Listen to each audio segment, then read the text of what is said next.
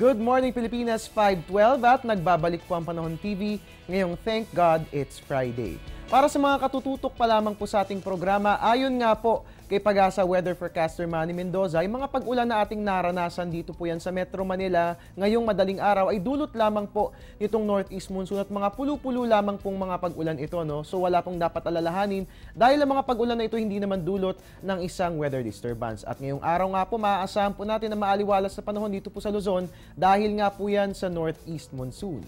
At samantala sa Visayas at Mindanao, magiging maaliwalas din naman po. No? Kaya nga lamang may mga pag-ulan dahil po yan sa pinaghalong northeast monsoon at ganun din sa wind convergence. At napag-uusapan nga po yung nasabing weather system na cold and dry air, no, which is associated with low temperatures. Mahalagang malaman alin nga kayong mga lugar makararanas ng mababang temperatura. Halina't tayo yung mag-temperature check.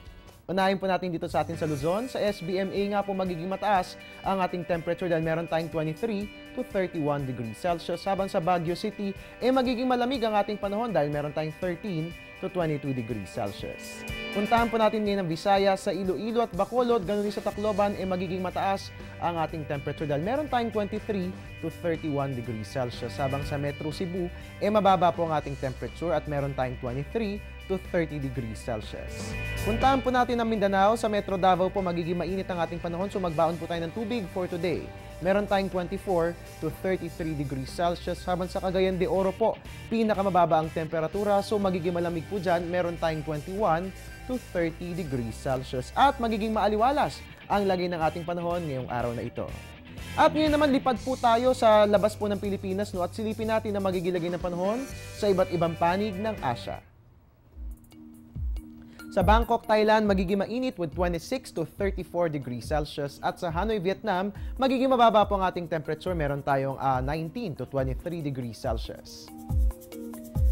Sa Taipei po, magiging mainit ang ating weather. No? Meron tayong 15 to 20 degrees Celsius. At sa Seoul, South Korea, magiging malamig po ang ating temperature. Or rather, magiging mababa ang ating temperature. Meron tayong negative 5 to 5 degrees Celsius.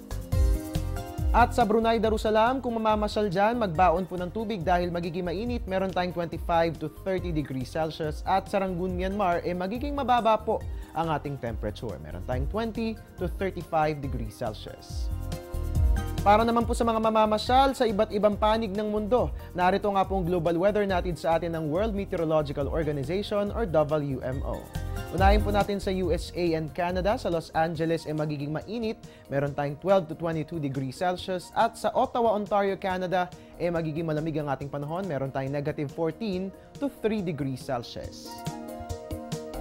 Sa Europa naman po, sa London, magiging mainit yung ating panahon ngayong araw. Meron tayong 9 to 13 degrees Celsius. Habang sa Berlin, dyan po yan sa bansang Germany, meron tayong 2 to 13 degrees Celsius.